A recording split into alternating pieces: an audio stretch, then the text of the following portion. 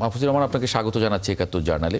আমরা যে জয়শঙ্করের বক্তব্যটা পড়ছিলাম, আপনি নিশ্চয়ই এর মধ্যে দেখেছেন। এটা যদি একটু ডিকোড করেন, মানে কি দাঁড়াচ্ছে? ডিকোড করা একটু কঠিন, কিন্তু যদি সহজভাবে ডিকোড করি তাহলে বলতে হবে যে ভারত ইতোমধ্যেই একটি অবস্থান নিয়েছে এবং সেখানে এক্সট্রাডিশনের যে অনুরোধ বাংলাদেশের তরফ থেকে করা হয়েছে সেটা সম্ভবত কার্যকর হবে না। আচ্ছা, এবং তিনি এর পরে যেটা বলেছেন যে তিনি নির্বাচন নিয়েও কথা বলেছেন। নির্বাচনের প্রসঙ্গে আসলে মানে কি দাঁড়ায় এখানে? তো আমরা অনেকভাবে, অনেকে এক এক রকমভাবে এক একজন ব্যাখ্যা করছেন। সেই জায়গায় আসলে আপনার মতামতটাও একটু জানি। আমার ধারণা ভারত একই রকম মনোভাব এর আগেও পোষণ করেছে বা প্রকাশ করেছে। যেমন পররাষ্ট্র সচিব মহোদয় একবার ইনক্লুসিভ শব্দটা ব্যবহার করেছিলেন এবং নির্বাচনের পরিপ্রেক্ষিতেই তিনি এটা ব্যবহার করেছেন। দ্বিতীয় আরেকবার সম্ভবত রাজনীতির পরিপ্রেক্ষিতে এবং পররাষ্ট্র মন্ত্রণালয়, ভারতের পররাষ্ট্র মন্ত্রণালয় যে বিবৃতিটা দিয়েছিল ঢাকায় রায় প্রকাশের পরে, সেখানেও এই ইনক্লুসিভ শব্দটা ছিল। এতে হয়তো একটা ইঙ্গিত আছে যে ভারত সবগুলো রাজনৈতিক দলকে নির্বাচনে দেখতে চায় এবং কোনো না কোনো রাজনৈতিক দল যদি এখানে অনুপস্থিত থাকে, পরবর্তীতে এইটা হয়তো ভারত একটা অজুহাত হিসেবে তৈরি করতে পারে এবং সেক্ষেত্রে বাংলাদেশে নির্বাচিত সরকারের উপরে অতিরিক্ত একটা চাপ আসতে পারে। মানে এখানে তো বাংলাদেশে যে দলগুলো এখন রাজনীতি করছে বা যে দলগুলোর নেতারা বাংলাদেশে আছেন, তারা নির্বাচনে অংশ নেবেন এরকমটা আমরা, যেমন জাতীয় পার্টির কথা বলা হচ্ছে। গতকালকে প্রধান উপদেষ্টার প্রেস সচিব বলেছেন যে জাতীয় পার্টি অংশ নিতে পারবে। সেই জায়গায় ইনক্লুসিভ বলতে মানে এখানে তারা কি আওয়ামী লীগের অংশগ্রহণটাও আশা করছে? কিন্তু কিভাবে? মানে নেতারাই তো দেশের ভিতরে নেই। হ্যাঁ, আওয়ামী লীগের কার্যক্রম যেহেতু নিষিদ্ধ, সুতরাং সেটা একটা অজুহাত তৈরি করা যেতে পারে যে নিষিদ্ধ থাকার কারণে তারা নির্বাচনে অংশগ্রহণ করছে না বা করতে পারছে না। জাতীয় পার্টি বা অন্য কোনো দলও যদি নির্বাচনে অংশগ্রহণ কোনো কারণে না করে, যেটা এর আগে আমরা জানি যে একবার জাতীয়তাবাদী দলও নির্বাচনে অংশগ্রহণ করে নাই, বয়কট করেছিল, কিন্তু সেটাও তখন ইনক্লুসিভ নির্বাচন হিসেবে কনসিডার করা হয় নাই। তো এই ক্ষেত্রেও যদি সেরকম হয়, জাতীয় পার্টি বা অন্য কোনো দলও, আওয়ামী লীগ ছাড়াও অন্য কোনো দলও যদি নির্বাচনে অংশ না নেয়, তাহলে সেটাও হয়তো বা ইনক্লুশনের সংজ্ঞার বাইরে চলে যাবে। এবং আপনি যেটা বলছিলেন অজুহাত হিসেবে। জি প্লিজ। জি মাহফুজ ভাই, আমি আপনার কাছে, আপনি যেহেতু রাষ্ট্রদূত ছিলেন এবং একজন পেশাদার কূটনীতিক হিসেবে, আমরা কি আসলে জানতে পারি অথবা জানতে পেরেছি শেখ হাসিনা দিল্লিতে, ইন্ডিয়াতে যে অবস্থান করছেন, ওনার স্ট্যাটাসটা কি? এবং এই স্ট্যাটাসে কি উনি নিজে ডিসাইড করতে পারেন ওই স্ট্যাটাসে যে আমি এই দেশে কতদিন থাকবো অথবা থাকবো না? এক অর্থে পারেন এই ভাবে যে যদি তাকে, এখানে তো বুঝাই যাচ্ছে যে তাকে ভারত সরকার আশ্রয় দিয়েছে, এটা রাজনৈতিক আশ্রয় ধরনেরই একটা আশ্রয়। কিন্তু যেহেতু তিনি এক সময়কার প্রধানমন্ত্রী, সুতরাং এই ধরনের ক্ষেত্রে রাজনৈতিক আশ্রয়টা সাধারণ রাজনৈতিক আশ্রয় না, তার চাইতেও বেশি কিছু। তো সেই জন্য তাকে যেহেতু সম্মানের সঙ্গে সেখানে রাখা হয়েছে, সে কারণে হয়তো বলেছেন যে তিনি নিজে সেই সিদ্ধান্ত নিতে পারেন যে এই স্ট্যাটাস তিনি ভোগ করবেন না, ভারত ছেড়ে অন্য কোথাও চলে যাবেন। কিন্তু জেনেভা কনভেনশনে ওনার স্ট্যাটাস তো ডিক্লেয়ার করার ব্যাপারে একটা বাধ্যবাধকতা আছে না একটা স্টেটের? সব ক্ষেত্রে না, যেহেতু দেশগুলো হলো সার্বভৌম, সুতরাং তারা তাদের মতো করে, কারণ এখানে অনেক রকম অজুহাত তৈরি করা যায়, নিরাপত্তার একটা অজুহাত তৈরি করা যায় এবং আরো অনেক, যেমন রাজনৈতিক নেতাকে সম্মান দেওয়ার প্রশ্ন, সেগুলি অজুহাত তৈরি করা যায়। এবং যেহেতু জেনেভা কনভেনশন আপনি বলছেন যে এটা হলো একটা আন্তর্জাতিক চুক্তি এবং আন্তর্জাতিক কনভেনশন, সেইটা দ্বিপাক্ষিক ভাবে কোনো দেশের উপর বাধ্যতামূলক ভাবে আসে না, সেখানে কিছুটা শৈথিল্য দেখানো যেতে পারে। এর মধ্য দিয়ে আসলে ইন্ডিয়া তার অনেকগুলো অবস্থান ক্লিয়ার করেছে। আজকে জয়শঙ্কর সাহেব যে কথাটা বলেছেন, এটার মধ্যে শেখ হাসিনার যে স্ট্যাটাস, এটা রিফিউজি স্ট্যাটাস না, এটা সামথিং মোর দেন দ্যাট, এবং এটা ভেরি প্রাইম, কারণ দালাই লামা যে স্ট্যাটাসে আছেন সেটাও রিফিউজি না, এবং সম্ভবত ইন্ডিয়া এই কারণেই 73 যে রোম স্ট্যাটাসে সাইন করেনি। এবং রোম স্ট্যাটাসে সাইন না করার অর্থ হচ্ছে বিশ্বে যে মানবতা বিরোধী যে অপরাধ হবে, এই অপরাধগুলোর ব্যাপারে ইন্ডিয়ার কোনো অঙ্গীকার নাই। এগুলোকে রাইটফুলি অ্যান্ড ইন্টারন্যাশনালি যে কনভেনশন আকারে বিশ্বের 100+ কান্ট্রি যেটাকে অপরাধ মনে করছে, ইন্ডিয়া সেটাকে অপরাধ মনে করছে না। কি কারণটা হচ্ছে 47 জন্মের পর থেকে মানে ইউনাইটেড নেশনস যে রেজুলেশন নিয়েছে তার দেশে কাশ্মীরকে আত্মনিয়ন্ত্রণের ব্যাপারে, গণভোট দেওয়ার ব্যাপারে, সেটি কিন্তু তারা মানেনি প্রায় 70 বছরের বেশি হলো, এবং বরং বিভিন্ন সময় চলচাতুরি করে বিভিন্ন কিছু করেছে। এখন যেটা হলো সেটা হচ্ছে যে মানবতা বিরোধী অপরাধ কিন্তু কাশ্মীরে চলছেই।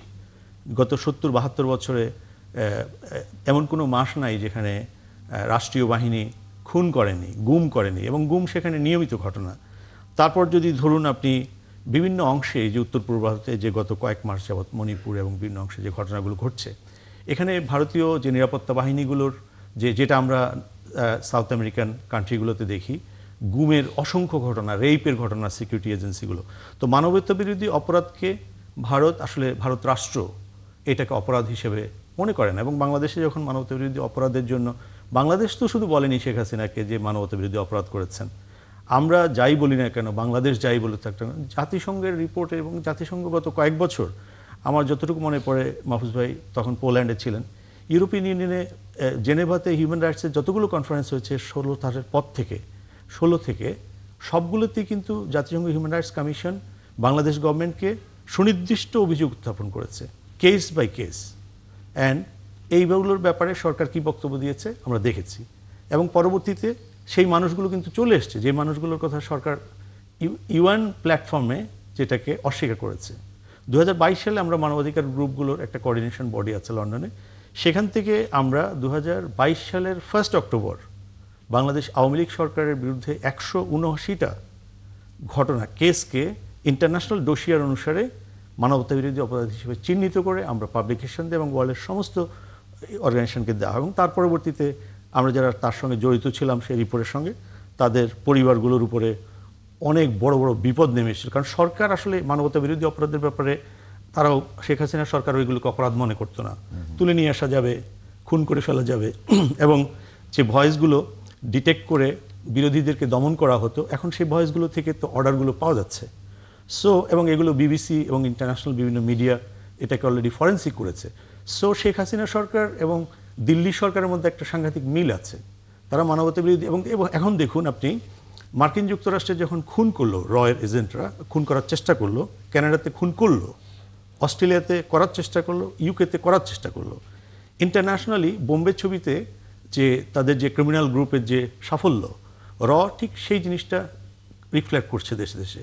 আর অজিত দোভাল পররাষ্ট্রমন্ত্রী নাকি মিস্টার জয়শঙ্কর পররাষ্ট্রমন্ত্রী, আমরা খুব কনফিউজ, কারণ 2022 সালে তিনি কিন্তু MIT-তে একটা কনফারেন্সে স্টুডেন্টদের জবাবে বলেছিলেন বাংলাদেশ প্রসঙ্গে যে তারা প্রতিবেশী দেশগুলোর সকল পক্ষের সঙ্গে কাজ করবে। কিন্তু ঠিক 1 বছর না যেতে যে নির্বাচনটি হলো, সেখানে কিন্তু আমরা দেখলাম এই 3টি যে বাজে নির্বাচন, যেখানে মানুষ আর ভোট দিতে পারেনি, সেখানে কিন্তু ভারত কখনো ইনক্লুশনের কথা বলেনি না, এবং পরবর্তীতে অন্ধভাবে অ্যাপ্রুভ করেছে। তাহলে মাহফুজুর রহমান, মানে কি আশঙ্কা করেন, ভারত কি তাহলে নির্বাচন ঘিরে নানান জায়গায় কোনো ধরনের চাপ তৈরি করার চেষ্টা করছে, বা নির্বাচন যদি এভাবে হয়ে যায়, সেখানে যদি আওয়ামী লীগ নির্বাচন অংশগ্রহণ করতে না পারে, তাহলে কি ভারত চাপ অব্যাহত রাখবে? এটা নির্ভর করে আমাদের দু দেশের দ্বিপাক্ষিক সম্পর্কের গতি প্রকৃতি কিরকম হবে। তবে অনুমান করতে পারি যে এই পরিস্থিতিটাকে ভারত তার পক্ষে ব্যবহার করার চেষ্টা করবে, এবং সেজন্য বাংলাদেশের নতুন যে সরকার আসবে সেই সরকারের উপর হয়তো চাপ প্রয়োগ করার চেষ্টা করবে, অথবা এইটাকে নেগোসিয়েশনের একটা গুটি হিসেবে ব্যবহার করবে। নেগোসিয়েশনের গুটি হিসেবে ব্যবহার। অনেক ধন্যবাদ। যদি কোনো আপনার প্রশ্ন না থাকে, আমি মাহফুজ ভাইকে শুধু একটা প্রশ্ন করব যে ভারতের যে এই ধরনের যে নীতি, যেমন বাংলাদেশ সরকারকে জবাবটা না দেওয়া এবং আগস্ট মাসে যখন সরকার এ ব্যাপারে ভারতের কাছে ব্যাখ্যা চাইল, এটা কূটনৈতিক শিষ্টাচারে আপনি কিভাবে ব্যাখ্যা করবেন? না, আমার ধারণা সময় এখনো পার হয়ে যায় নাই, সুতরাং ওদের ভবিষ্যতেও আমরা হয়তোবা ভারতের কাছ থেকে স্পষ্ট কিছু আশা করতে পারি। আর কূটনীতির ভাষায় আপনার নীরবতা অবশ্যই একটা ভাষা। সেখানে ভারত প্রথম থেকেই যেরকম নীতি গ্রহণ করেছে তাতে ভারতের অবস্থান কি সেটা কিছুটা অনুমান আমরা করতে পারি। এখন যেহেতু আমরা বাংলাদেশের নাগরিক, সুতরাং আমরা অবশ্যই হয়তো এখানে ভারতের সমালোচনা করছি বা করতে যাচ্ছি, কিন্তু কথা হলো যে ভারত যেমন রোম স্ট্যাটিউট যে সে সিগনেটারি না, ভারতের কিন্তু একটা নির্দিষ্ট অবস্থান আছে। এখন এই অবস্থান হয়তো এই ক্ষেত্রে আমি হয়তো সমর্থন করছি না, কিন্তু এমন না যে এই মানবতা বিরোধী যে অপরাধ এটা ভারতের পেনাল কোডেও নাই, সুতরাং তার এইটা অবস্থানের কারণেই সে এটাকে পেনাল কোডেও রাখে নাই এবং রোম স্ট্যাটিউটেরও সে সিগনেটারি না। হ্যাঁ, এইটা ভারত কি কারণে করছে এটা ভারত সবচেয়ে ভালো বুঝতে পারে। আমি এক সময়কার কূটনীতিক, সুতরাং আমি সরাসরি এখানে ভারতের সমালোচনা করব না, কিন্তু ভারত যে সিদ্ধান্তটা নিচ্ছে এটা অবশ্যই বাংলাদেশের অধিকাংশ মানুষের আশাকাঙ্ক্ষার বিরুদ্ধে যাচ্ছে। সুতরাং আশা করি ভবিষ্যতে ভারত বিভিন্ন ফোরামে বাংলাদেশের সঙ্গে আলাপ আলোচনার সময় এই প্রসঙ্গটা আর একটু খোলাসা করবে। জি।